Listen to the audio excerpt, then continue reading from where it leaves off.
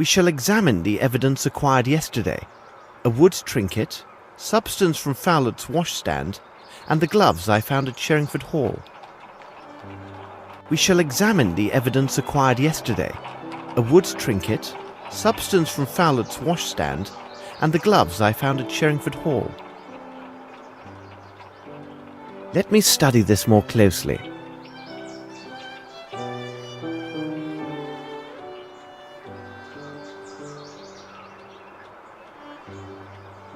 A very fine white cotton. Let me study this more closely. I recognize the style of this trinket. Let's examine it under the microscope. Greasy substance. Very interesting.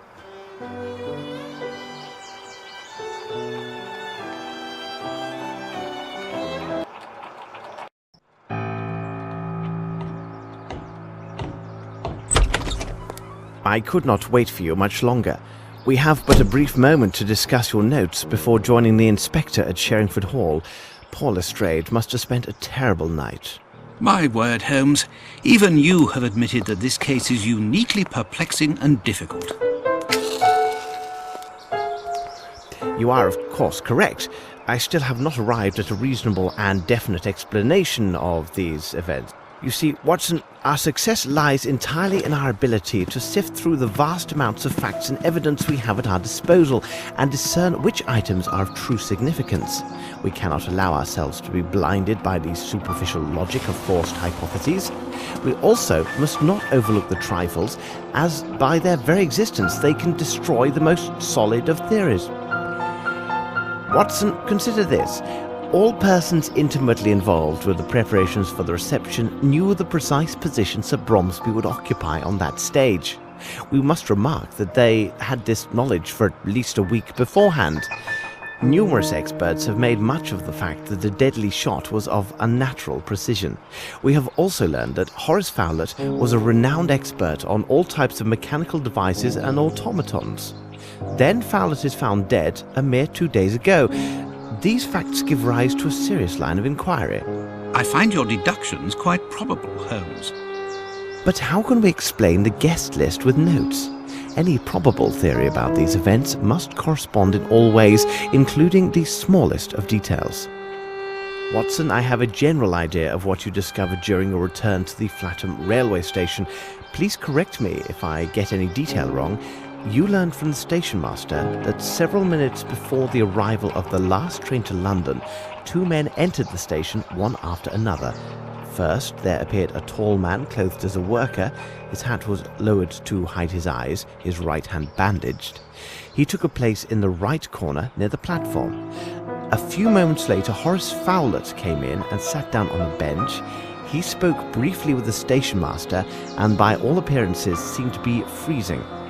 I can add that you have probably learned that the station master began to work in Flatham only 4 years ago. The rest you can tell yourself. Really, Holmes, you were right concerning the information I received from the station master. When I entered the railway station...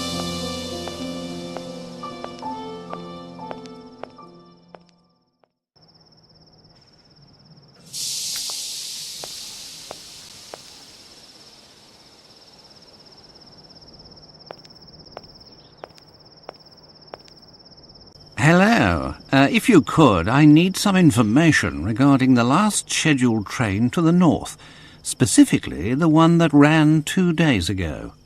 You're one of those fellows from London working with Fletcher, aren't you? Wait a second, let's see, 2 days ago, or rather 2 nights. That was the night when Mr. Fowler was here. Did you see him? As clearly as I see you now. But he didn't seem well, he was all muffled up, and every time he opened his mouth it was to cough. The people from the village say that he's an odd one who's always amusing himself with gewgaws and puppets. Do you see him often? No, I don't know him that well, because he didn't travel very often. I didn't think it was a good opportunity to make his acquaintance, but he wasn't able to say more than a few words without suffering a sudden coughing fit. It seemed he was travelling to the north. However, I cannot say with any certainty that he arrived there. Was there anyone else on the platform? Yes, there was a fellow. I could see his face beneath his cap. For a second I thought he had a revolver in his pocket, but then I noticed that it was merely his hand. It was all done up with a large bandage, due to some wound, I suppose. Where was he, exactly? He stood in that corner over there, and Mr. Fowlett arrived a bit later. I heard the sound of his coughing for about 5 minutes after that. When the train arrived, they boarded the same carriage. And where might I find this train carriage? Why, right here. They always use the same carriages when they put together the night trains. Aha, and here it is. This is most advantageous. If it would be a help, I can hold the train for 1 or 2 minutes at the station, so you might have a look inside. Thank you very much. Well, I must investigate these matters. Until later, sir.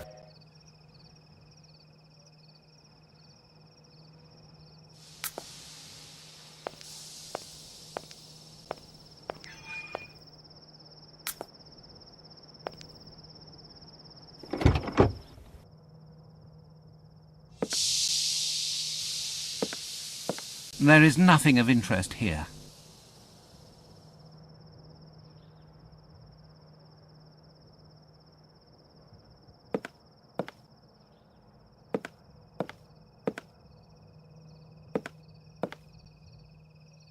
It could be evidence.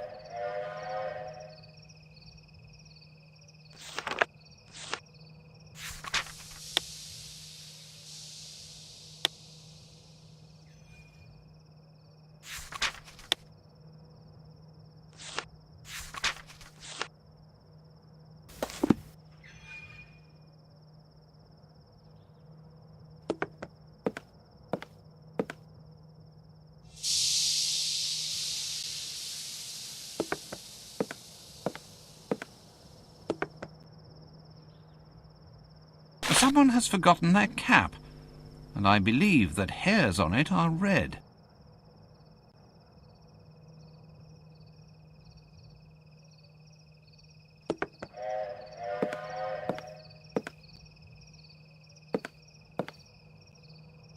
A Cherapaki cigarette, the same as Holmes found at Sherringford Hall.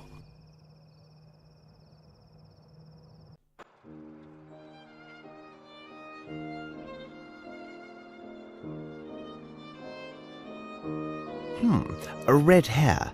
This is splendid, Watson.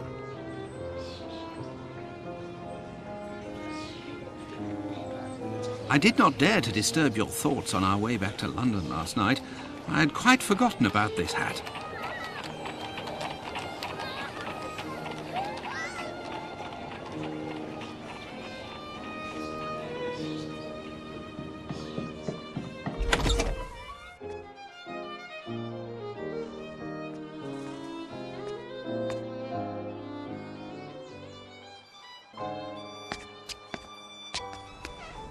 What can we do for you today, Mr. Holmes? Come near, Wiggins.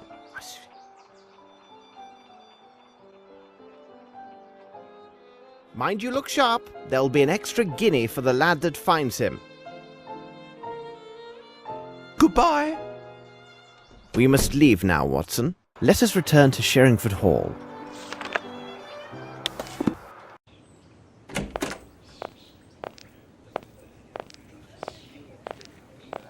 Cabby!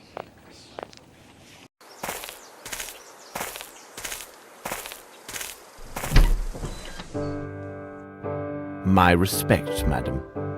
It would seem that you have received good news. Oh, it's Miss Bromsby and her admirer, Lieutenant Harrington. It is wonderful to see love bloom despite such tragic circumstances. Have you ever met Wyatt Collins? The nephew of the late Sir Bromsby? Oh, I have seen him just a few times since I was hired at Sherringford Hall. He stopped visiting the hall because of a quarrel with his uncle, I think. How would you describe him? He was a very tall and slender young man with a bright red hair. He's not well mannered. Have you seen Inspector Lestrade? He is with Miss Bromsby and Lieutenant Harrington in Sir Bromsby's office. He is waiting for you. Thank you for your assistance, Miss Lambert. You are surely welcome.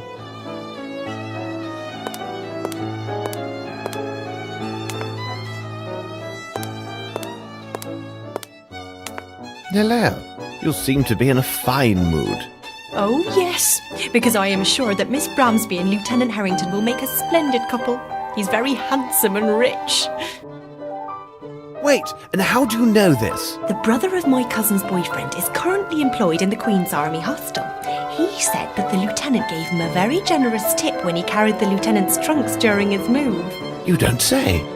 Yes, and if they decide to get married and make their home here, we won't be afraid for our jobs. And considering their youth, the family wouldn't stop growing anytime soon.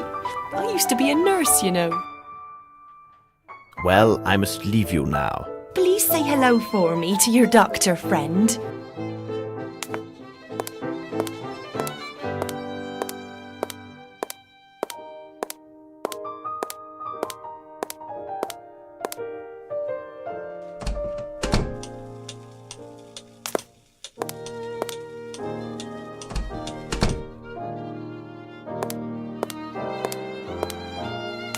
Hello, Mary. Hello, sir. Tell me, Mary, do you remember Wyatt Collins? Oh, he's a black sheep, that one is. He had a bad habit of stealing from the wine cellar at night. Then he was so saucy, he tried to pin it on the staff the next day.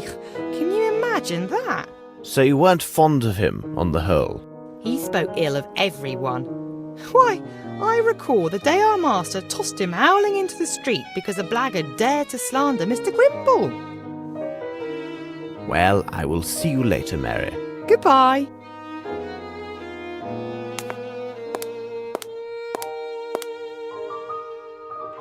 Well, it's not too early. I've just informed Miss Bromsby about Mr. Fowlett. Besides, I told her about the notes that suggested Sir Bromsby's wish to amend his will in favour of Mr. Grimble. According to our solicitors, this new development does complicate the succession. Let's hope Mr. Bromsby's safe contains an official document which will allow us to see things more clearly. I do hope you've discovered the code, because I did not sleep well last night and I'm in no mood for riddles. A remarkable portrait of the late Sir Bromsby. Ideal spot for a hiding place.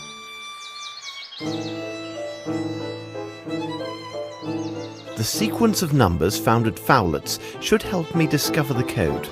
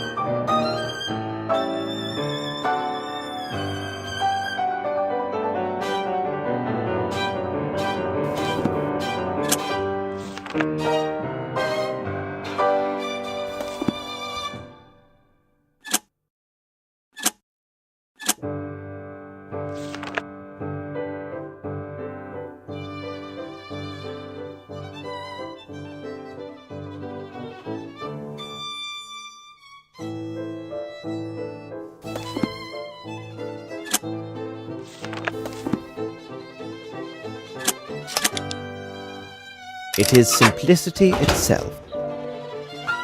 I have no interest in this.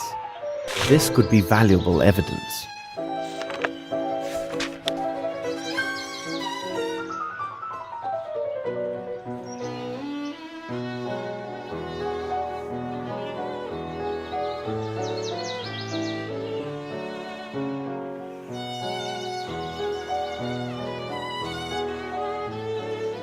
I have a feeling that I should inspect this Fairfax Theatre. It appears to be Bromsby Enterprises territory now, and Grimble's office should be nearby. Bank statements.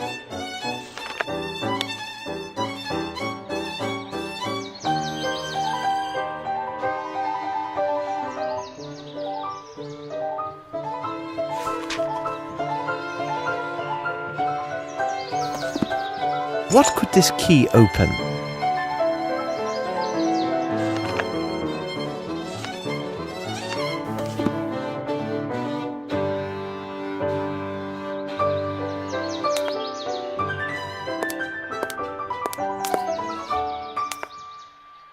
Not one shred of paper about the inheritance. My superiors keep pressing on me, saying that we're going to a crisis in the city.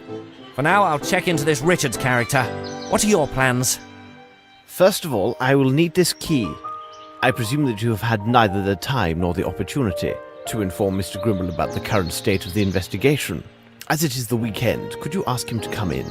Rest assured it will be done. Miss Bromsby, I will ask you for your continued patience. I have given you my word that I would discover the truth, and upon my word, I shall find it. Gentlemen, Watson, we must take our leave. But what are we doing at this place? And why did you ask Lestrade to call Herman Grimble to Sherringford Hall? To ensure Grimble would not find us here. In the pursuit of justice, Watson, we are once more obliged to bend the law. Sorry, but why? If Scotland Yard can be shown the necessity of searching the offices of Bromsby's cement works, many things may happen. Exactly, Holmes. Now, Watson, we need to find a way into the cement works. Oh, Watson, it seems fortune favours us.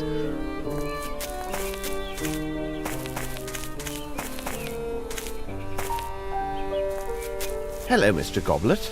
The last time I saw you, you were filling barrels with motor oil. Well, I'll be jiggered, Mr. Holmes. It is a small world, isn't it?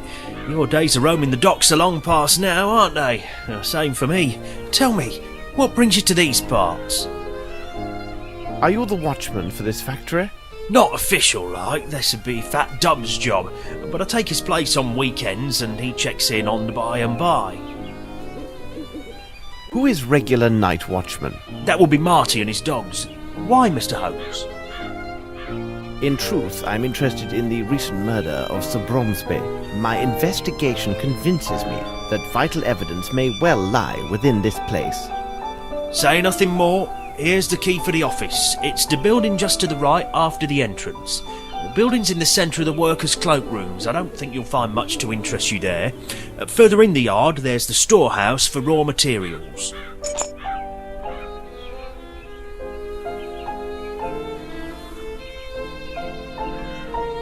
Do you also have the key to the former Fairfax Theatre? No, I don't have that key. The only key I know of was given to Mr. Grimble when the building was bought. Mr. Holmes, you must make haste, as Dubs has not been by for over 2 hours, so I'd expect him in the next quarter hour or so. No need for thanking me. This is small service indeed for all that you've done for me in the past. We will return. I'll wait for you.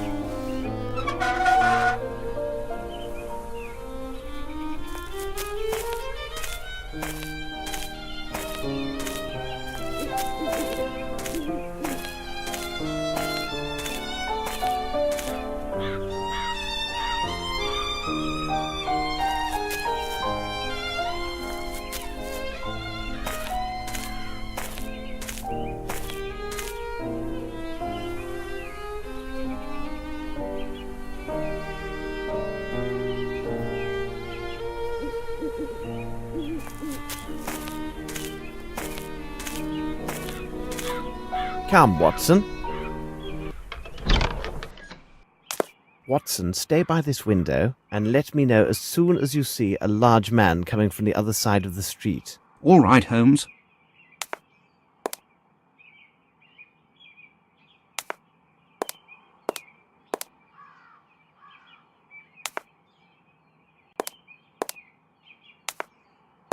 They must have never cleaned here before.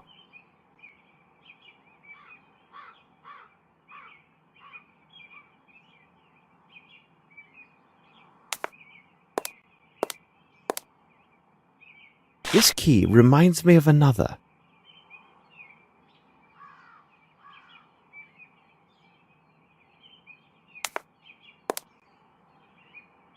Photographs of several completed projects of Bromsby's enterprises.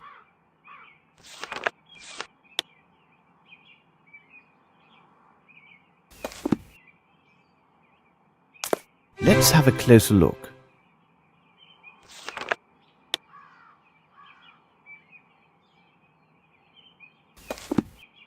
It is young Grimble, and there are visible signs of family resemblance between the two men.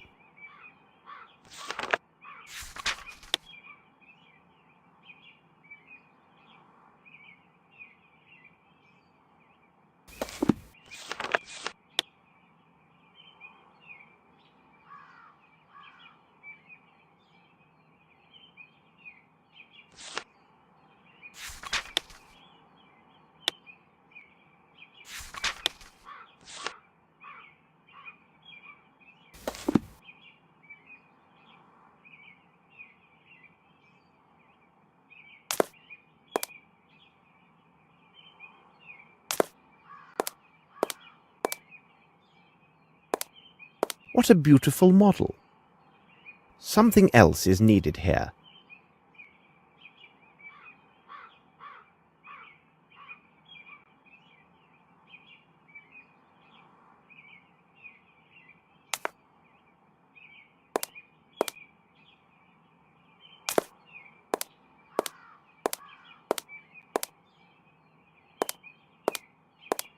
Closed.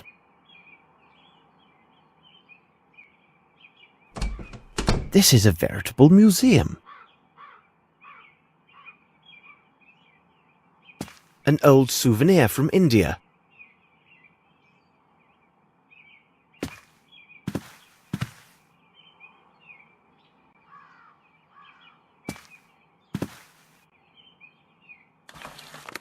Closed.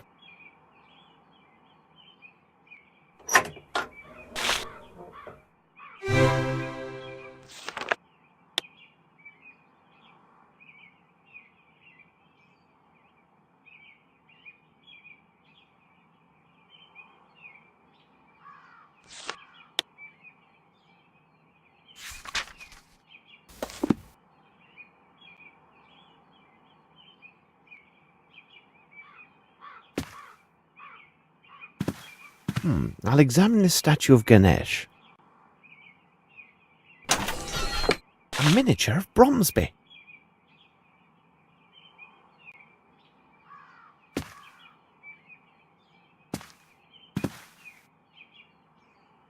Closed.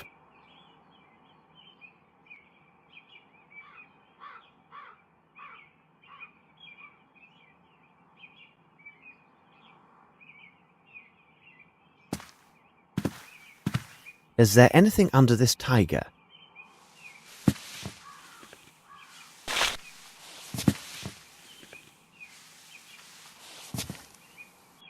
This writing is very hesitant and jittery.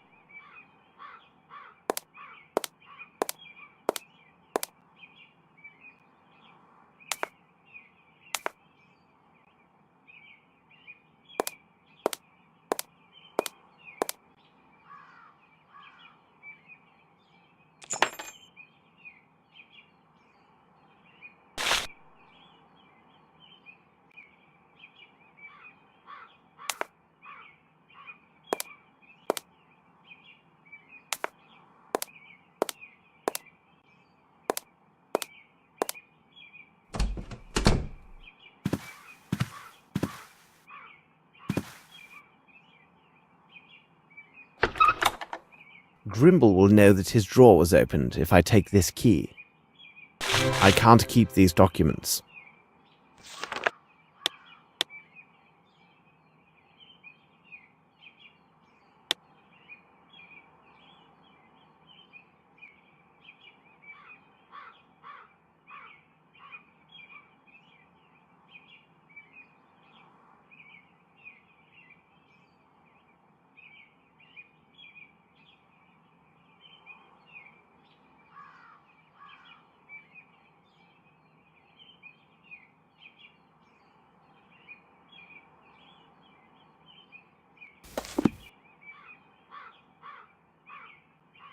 Hurry, Holmes! I see someone coming. One moment. I must take care that everything appears undisturbed. Quickly, let us secure a cab. I must send several messages of great importance. Please sit down, Holmes. Even if you do not intend to eat, your constant agitation has been tiresome all evening. Besides, it threatens to ruin my digestion. Yes, but this activity allows me to concentrate. I suppose in the solving of this case, my brain must have priority over your stomach. Ah, Holmes! Hush, Watson. I can hear steps on the stairs. But the tread is too heavy to belong to the person I was expecting. Ah, it would seem that the army has arrived. In time to settle our quarrel. I hope I've not disturbed you gentlemen by arriving unannounced and at such a late hour. Nonsense. Please come in, Lieutenant. We are pleased with the diversion offered by your presence. Well, frankly speaking, I came with the hope that I could learn something of your progress on the case. But you must tell me first, what is your interest in this case? Oh, I see. Well, you must understand that, well, to speak plainly, Mr. Holmes, here is my position. I had not set foot on British soil for quite some time until now. A few short days ago, I saw an angel. It was Miss Lavinia, whom I then dared fall in love with. There it is, and I'm not afraid to say it. My good man, your meaning escapes me. Several moments later, her father lies dead, and she is considered the main suspect in this affair. But I tell you, this is impossible, because I could not and dared not take my eyes off of her. So what is your concern? It seems my unguarded and devoted attentions towards Miss Bromsby during her troubled days have left no doubt as to my true feeling for her. Inspector Lestrade has intimated that the court may consider my testimony to be tainted by my affections, and thus my evidence disregarded. What is worse, I could even be accused of giving false evidence. Ah, that is horrible. We will take every effort to avoid it. Mind yourself! What do you want of me? That is why I have come to see you, Mr. Holmes. If I must seem to abandon her to save her honour and her life, then I will leave. Even if it means the absolute destruction of our happiness. But you, Mr. Holmes, could you intervene so that I will not be brought to this terrible choice? I will be eternally in your debt. Naturally, you must not lose hope, young man. Am I not right, Holmes? Anything is possible, Watson. Your hope is based on an assurance, which, in good faith, I cannot give, my dear Lieutenant. However, I can give you this advice. Abandoning Miss Bromsby will do her case no good, even if her appearance in the dock proves unavoidable. Well, goodbye, Lieutenant. I will heed your advice, Mr. Holmes. Wait, I will see you to the door.